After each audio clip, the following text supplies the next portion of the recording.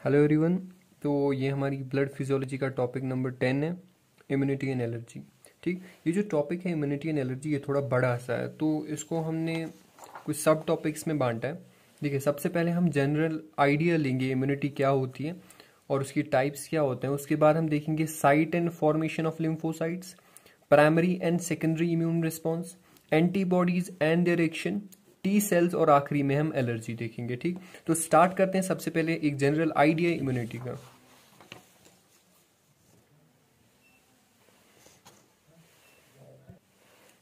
तो देखिए, इम्यूनिटी में हम क्या देखेंगे।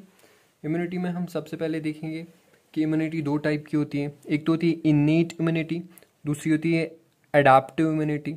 ये हमने 12th क्लास में पढ़ रखा है कि जो इन्नेट इम्यूनिटी होती है कॉन्जेनाइटल होती है, बाय बर्थ होती है और ये नॉन स्पेसिफिक होती है। इसके बाद जो ये अडाप्टिव इम्यूनिटी होती है ये कैसी होती है, एक्वायर्ड होती है और ये स्पेसिफिक होती है। ठीक, ये तभी आती है जब किसी एक प्रकार का एंटीजन आए, उसके बाद ही ये स्पेसिफिक इम्यूनिटी डेवलप होती है।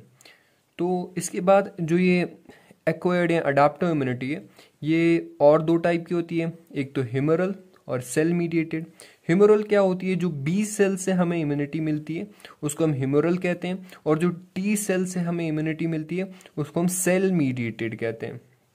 ठीक, जो ह्यूमरल इम्यूनिटी या बी सेल इम्यूनिटी होती है इसमें एंटीबॉडीज प्रोड्यूस होती हैं, और जो सेल मीडिएटेड या टी सेल इम्यूनिटी होती है इसमें क्या, एक्टिवेटेड टी लिम्फोसाइट्स बनते हैं। ठीक, उन्हीं एक्टिवेटेड टी लिम्फोसाइट्स के एक्शन से हमें इम्यूनिटी मिलती है। तो देखिए, चाहे ह्यूमरल इम्यूनिटी हो या सेल मीडिएटेड इम्यूनिटी हो, दोनों टाइप की इम्यूनिटी में क्या होता है, इनको इनिशिएट करता है एक एंटीजन। इनको कौन इनिशिएट करता है, एक एंटीजन। अब आप पूछोगे कि एंटीजन क्या होता है।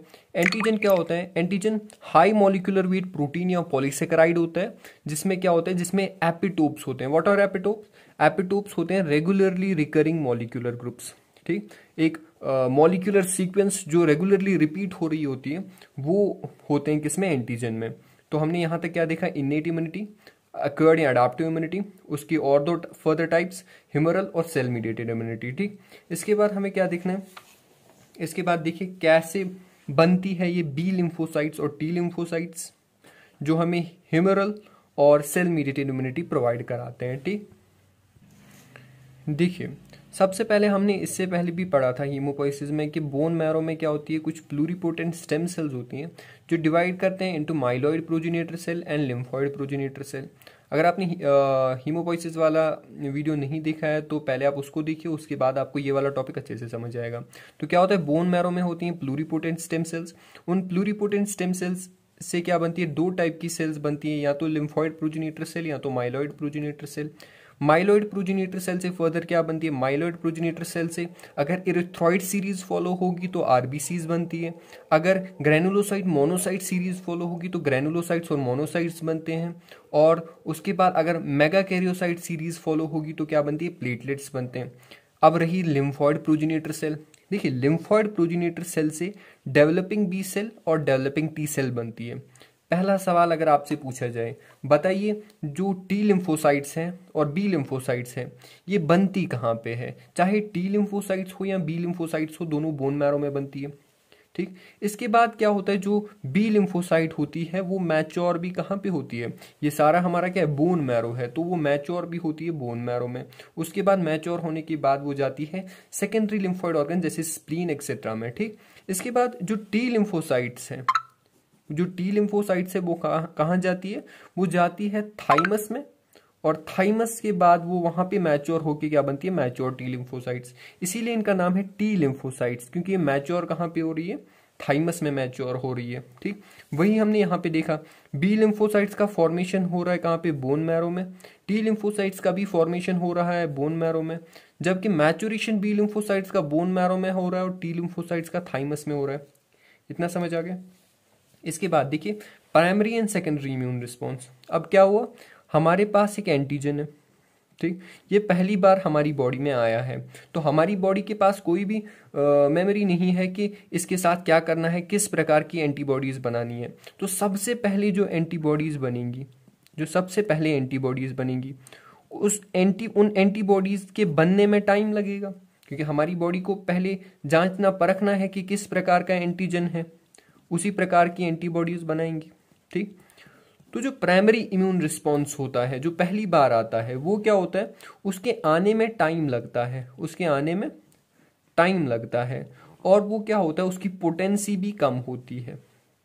ठीक, अब जब यही एंटीजन, मान लीजिए इसका नाम हमने एंटीजन ए रखा, अब जब यही एंटीजन दोबारा से आया हमारी बॉडी में, इससे पहले हमारी बॉडी ने इस एंटीजन को जांचा है, परखा है, अपने अंदर कुछ मेमोरी सेल्स पैदा की है, जिन मेमोरी सेल्स में हमारे अंदर क्या इंफॉर्मेशन स्टोर्ड है, इस एंटीजन का सारा डेटाबेस हमारे पास है। तो अब हमारी बॉडी को जो एंटीबॉडीज बनानी होंगी, वो एंटीबॉडीज हमारी बॉडी एक तो आसानी से बना सकती है, ज़्यादा क्विकली बना सकती है, और बहुत सारी एंटीबॉडीज एक बार में ही बना देगी। तो देखिए टाइम ड्यूरेशन कम लग रहा है रिस्पॉन्स आने में, टाइम ड्यूरेशन कम लग रहा है रिस्पॉन्स आने में। देखिए ड्यूरेशन ऑफ रिस्पॉन्स बहुत ज़्यादा है, और जो पोटेंसी है, ठीक, जो पोटेंसी है वो भी बहुत ज़्यादा है। ठीक, समझ आ गया प्राइमरी इम्यून रिस्पॉन्स और सेकेंडरी इम्यून रिस्पॉन्स क्या होता है। देखिए अब हम देखते हैं एंटीबॉडी और उनका एक्शन। ठीक, ये डायग्राम थोड़ी गलत सी बनी है, तो इस पे नहीं जाइएगा। देखिए ये क्या होती है, ये एंटीबॉडी में लाइट चेन्स होती हैं, 2 लाइट चेन्स, और ये क्या होती है, एंटीबॉडी में 2 हैवी चेन्स होती हैं। ठीक, ये एंटीबॉडी में 2 हैवी चेन्स होती हैं। इतना क्लियर हो गया।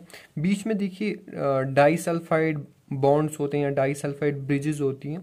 ठीक, इस रीजन को, जहां पे कांस्टेंट रीजन और वेरिएबल रीजन जुड़ता है, इसको हम क्या बोलते हैं, इसको हम बोलते हैं हिंज पॉइंट।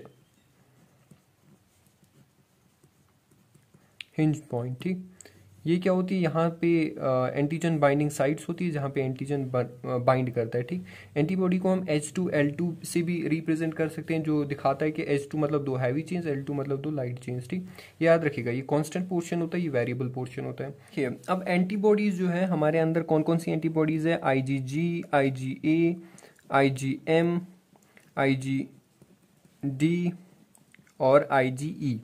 अब कंसंट्रेशन वाइज डिसेंडिंग ऑर्डर में हमने इसको कैसे याद किया, GAMDA, गम दे। ठीक, तो ये इनके एंटीबॉडीज की कंसंट्रेशन वाइज हमने इनको याद किया। अब देखिए, अब हम पढ़ेंगे एक इंपॉर्टेंट टॉपिक जो है मैकेनिज्म ऑफ एंटीबॉडी एक्शन। अब जो ये एंटीबॉडीज होती है, ये 2 तरीकों से एक्शन कर सकती हैं। या तो ये अपना डायरेक्ट एक्शन दिखाएंगी, या तो ये कुछ और प्रोटीन्स के साथ कंबाइन करके अपना इनडायरेक्ट एक्शन दिखाएंगे। ठीक, तो सबसे पहले हम देखते हैं डायरेक्ट एक्शन ऑफ एंटीबॉडीज में क्या क्या आता है।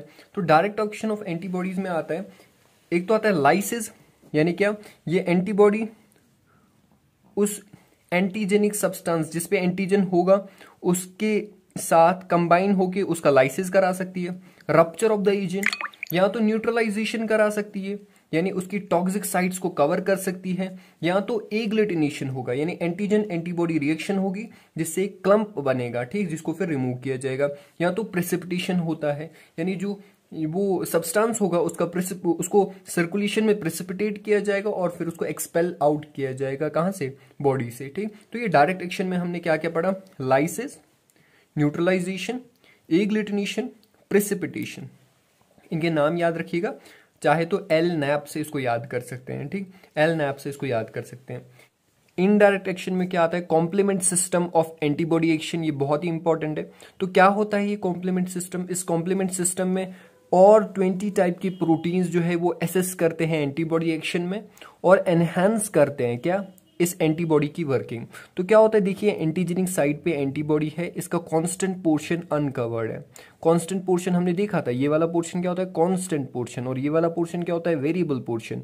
जब ये कांस्टेंट पोर्शन अनकवर्ड हो जाता है तो क्या होता है, इसके बाद एक कैस्केड ऑफ रिएक्शंस होती है, इस पे अटैच हो जाता है C1। कौन, C1 प्रोटीन। इन 20 प्रोटीन्स में से एक प्रोटीन जिसका नाम होता है C, जिसको हमने C1 कह रखा है, वो एक्टिवेट होता है इस पे। तो ये यहां पे जुड़ने के बाद ये C1 क्या हो जाता है, C1 एक्टिवेट हो जाता है। ये जो ऊपर बार है ये क्या डिनोट करता है, एक्टिवेशन। अब जब ये C1 एक्टिवेट हो गया यहाँ पे, तो ये C1 through cascade of reactions C4 और C2 को भी क्या करता है, चेंज करता है into C4-2 activated complex plus C4A। ठीक, अब जो ये C4-2 एक्टिवेटेड कॉम्प्लेक्स है, ये C3 को through cascade of reactions split करता है इनटू C3B एक्टिवेटेड कॉम्प्लेक्स और C3A। अब जो ये C3b एक्टिवेटेड कॉम्प्लेक्स है, ये through cascade of reaction C5 को एक्टिवेट करता है into C5b complex plus C5b activated complex plus C5a। ठीक, इसके बाद जो ये C5b एक्टिवेटेड कॉम्प्लेक्स है, ये C6 और C7 के साथ कंबाइन होके क्या बनाता है, C5b6-7 complex, activated complex. Okay, इसके बाद क्या होता है, जो ये C5b6-7 एक्टिवेटेड कॉम्प्लेक्स है, ये C8 और C9 के साथ कंबाइन करके C5b6-7-8-9 एक्टिवेटेड कॉम्प्लेक्स बनाता है। तो ये है सारी रिएक्शंस किसमें, complement system of antibody action में। इन रिएक्शंस को आप एक दो बार देखिएगा कि पहले कौन होता है, फिर उससे क्या होता है, और इन रिएक्शंस को आप मेमोराइज करने की कोशिश कीजिएगा। अब क्या होता है, ये रिएक्शंस हो रही है, ये कैस्केड ऑफ रिएक्शंस हो रही है, इनसे कुछ एक्टिवेटेड कॉम्प्लेक्स बन रहे हैं, कुछ चीज अभी कुछ प्रोटीन्स एक्टिवेट नहीं हो रहे हैं, क्या इनका कुछ काम है इन रिएक्शंस का, तो अब हम वो देखते हैं। इनमें से कुछ कॉम्प्लेक्सेस, इनमें से कुछ कॉम्प्लेक्सेस जैसे देखिए C5b एक्टिवेटेड कॉम्प्लेक्स जो है वो क्या कराता है, वो ऑप्सोनाइजेशन करवाता है। तो बताइए, ऑप्सोनाइजेशन होगी तो क्या एंटीबॉडी की एक्शन इंक्रीज होगी, एंटीबॉडी का एक्शन इंक्रीज होगा। और ऐसे ही जो हमने लास्ट में पढ़ा था C5b6-7-8-9 कॉम्प्लेक्स, एक्टिवेटेड कॉम्प्लेक्स, ये क्या होता है, इसको हम साइटोलिटिक कॉम्प्लेक्स भी बोलते हैं। ये क्या कराते हैं, ये लाइसिस कराता है एंटीजेनिक सब्सटेंस का। ठीक, तो बताइए क्या इससे भी एंटीबॉडी का एक्शन जो है वो इंक्रीज होगा। तो इसके बाद कुछ जो एक्टिवेट नहीं भी हुए जैसे C3a, C4a, C5a, ये भी क्या कराते हैं, ये भी एक्टिवेशन कराते हैं मास्ट सेल्स और बेसोफिल्स का। क्या आपको complement system of antibody action समझ आया? ये आसानी से समझ नहीं आता। इसमें क्या होता है, इसमें 20 टाइप के प्रोटीन्स हैं जो एनहांस करते हैं एंटीबॉडी का एक्शन। इसके बाद कैस्केड ऑफ रिएक्शन से बहुत सारे प्रोडक्ट्स बनते हैं और उन बहुत सारे जो बने हुए प्रोडक्ट्स हैं उनका अलग अलग रोल होता है। कुछ प्रोडक्ट क्या करते हैं, ऑप्सोनाइजेशन करवाते हैं, कुछ प्रोडक्ट लाइसिस करवाते हैं, कुछ प्रोडक्ट क्या करते हैं, एक्टिवेट करते हैं मास्ट सेल्स और बेसोफिल्स को। ठीक, इतना क्लियर हो गया? तो आपको क्या अच्छे से complement system of antibody action समझ आ गया? ठीक, अगर वीडियोज में कोई प्रॉब्लम है, अगर कोई चीज़ समझ नहीं आ रही, किसी चीज़ को चेंज करना है तो आप कमेंट्स में बता सकते हैं। ठीक, उस चीज़ को ठीक करने की कोशिश की जाएगी अगर वो बात जेन्युइन हो। तो इसके बाद देखिए, इसके बाद हमें क्या पढ़ना है, इसके बाद हमें पढ़ना है टी सेल्स। इसके बाद हमें क्या पढ़ना है, टी सेल्स का एक्शन। ठीक, हमने देखिए क्या क्या पढ़ा, हमने जनरल आइडिया इम्यूनिटी का देख लिया, हमने site and formation of lymphocytes देख ली, हमने primary and secondary immune response देख लिया, हमने एंटीबॉडीज एंड देयर एक्शन देख लिया। अब हमें टी सेल्स पढ़नी है और एलर्जी पढ़नी है। ये वाला वीडियो थोड़ा सा लंबा होगा क्योंकि इसको आसान करके समझाया है। ठीक, इसको थोड़ा इलेबोरेट किया है ताकि आपको समझ अच्छे से आए। तो देखिए, जो टी सेल्स होती हैं 3 प्रकार की होती है, T helper cells, T killer या साइटोटॉक्सिक टी सेल्स और regulatory T cells. T helper cell जो होती हैं ये मोस्ट न्यूमेरस होती है और ये कुछ सब्सटेंसेस सिक्रीट करती हैं जिनको हम लिम्फोकाइंस कहते हैं। वो लिम्फोकाइंस जो आजू बाजू की बाकी टी सेल्स होती है जैसे टी किलर सेल, इनको एक्टिवेट करता है और उनके एक्टिवेशन से बताइए क्या इम्यून रिस्पॉन्स फास्टर होगा। अगर ये टी हेल्पर सेल्स ना हो, in absence of T helper sales immune system is almost paralysed, immune system almost paralyse हो जाता है। तो ये 4 पॉइंट आप टी हेल्पर सेल्स के ध्यान में रखें। क्या ये सबसे ज्यादा होती है, ये लिम्फोकाइन सेक्रीट करती है, ये बाकी टाइप की टी सेल्स को एक्टिवेट करती है और इनके एब्सेंस में इम्यून सिस्टम और ऑलमोस्ट पैरालाइज हो जाता है। ठीक, इसके बाद जो दूसरी टाइप की सेल है टी किलर सेल्स। देखिए टी किलर सेल्स क्या करती है, टी किलर सेल्स ये मान लीजिए ये हमारी सेल है जिसको डिस्ट्रॉय करना है, मान लीजिए ये ट्यूमर सेल है, तो टी किलर सेल इसके पास आती है, इससे अटैच हो जाती है। इससे अटैच होने के बाद ये टी किलर सेल कुछ सब्सटेंसेस सिक्रीट करती हैं जिनको हम बोलते हैं परफोरेंस। क्या बोलते हैं उन्हें हम, परफोरेंस। ये परफोरेंस क्या करती हैं, ये परफोरेंस इस ट्यूमर सेल में जिसको डिस्ट्रॉय करना है इसमें क्या करती है, इसमें होल्स बनवाती है। बोलिए जब होल्स बनेंगे तो क्या फ्लूइड्स अंदर आ जाएंगे। फ्लूइड्स के अंदर आने से ये ट्यूमर सेल क्या कर जाती है, स्वेल कर जाती है। स्वेल होने के बाद इसका बर्स्ट हो जाता है, इसी को हम बोलते हैं एपोप्टोसिस या प्रोग्राम्ड सेल डेथ। तो बताइए क्या टी किलर सेल या साइटोटॉक्सिक टी सेल्स का काम एपोप्टोसिस या प्रोग्राम्ड सेल डेथ में है? तो देखिए क्या होता है इसमें, सबसे पहले ये सेल बाइंड करती है to cell to be destroyed, secrete करती है परफोरेंस टू फॉर्म होल्स, इसके बाद फ्लूइड फ्लो करता है इनटू द सेल, जो अटैक्ड सेल है ये स्वॉलोन हो जाती है और अल्टीमेटली ये बर्स्ट हो जाती है। ठीक, अब जो ये तीसरी टाइप की टी सेल्स है रेगुलेटरी टी सेल, ये क्या करती है, ये सप्रेस करती है टी हेल्पर सेल्स का भी और टी किलर सेल्स का भी फंक्शन। इसके बाद ये प्रिवेंट करती है हमें from auto immune diseases by suppressing the action of T helper sales and T killer cells. ठीक, ये टी सेल्स समझ आइए अच्छे से। इसके बाद हमारा आखिरी टॉपिक हम देखते हैं जो कि है एलर्जी। एलर्जी आपने पिछली क्लासेस में ही पढ़ा होगा कि एलर्जी होता है ओवर रिस्पॉन्स या exaggerated response of immune system. देखिए एलर्जी कैसे होती है, जो ही एलर्जन बॉडी में एंटर करता है, what is allergen, allergy causing agent, जो ही ये बॉडी में एंटर करता है, बॉडी में एलर्जन रिएजन रिएक्शन होती है। ये एलर्जन रिएजन रिएक्शन क्या होती है, एलर्जन तो हमें पता है, एलर्जन होता है allergy causing agent. What is this reagent, reagent क्या होता है, IgE attached to mast cell and basophil. तो सबसे पहले क्या होता है, ये एलर्जन अटैच हो जाता है इसके साथ, आईजीई जो अटैच होती है मास्ट सेल और बेसोफिल के साथ।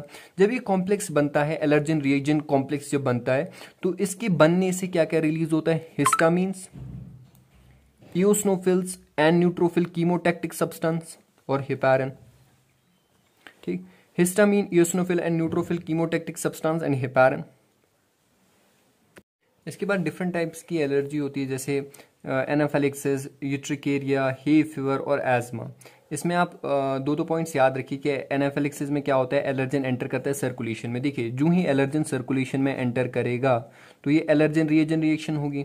एलर्जन रिएजन रिएक्शन के होने के कारण हिस्टामीन रिलीज होगा। आपको पता है हिस्टामीन क्या करता है, वैजोडाइलेशन करवाता है। जब वैजोडाइलेशन होगी तो क्या ज़्यादा प्लाज्मा लीक होगा, इंटरस्टिशियल स्पेस में ज़्यादा प्लाज्मा चला जाएगा, जिसके कारण सर्कुलेटरी शॉक हो जाएगा। ये सर्कुलेटरी शॉक क्या होता है ये हम आगे सीवीएस में पढ़ेंगे। इसके बाद यूट्रिक एरिया में क्या होता है, एलर्जन रिएजन रिएक्शन स्किन में होती है, तो हिस्टामीन के रिलीज होने के कारण स्किन में रेड फ्लेयर्स डेवलप होती हैं और स्वेलिंग होती है स्किन की। ठीक, हे फीवर में क्या होता है, एलर्जन रिएजन रिएक्शन कहाँ पे होती है, नोज में होती है और नीजल डिस्चार्ज होता है, जिसके कारण एज्मा में ब्रोंक्यूल्स में होती है एलर्जन रिएजन रिएक्शन। इसकी ज़्यादा डिटेल्स हम आगे पढ़ेंगे। ठीक, रेस्पिरेटरी सिस्टम में इसको हम एलाबरेट करके पढ़ेंगे। ये वाला वीडियो जो है ये थोड़ा लंबा बना क्योंकि इसमें हम को बहुत सारी चीज़ों के साथ डील करना था। अगर आपको कुछ समझ ना आए तो आप वो भी कमेंट कर सकते हैं, उसको हम नए से उसके ऊपर हम वीडियो बनाने की कोशिश करेंगे। Thank you.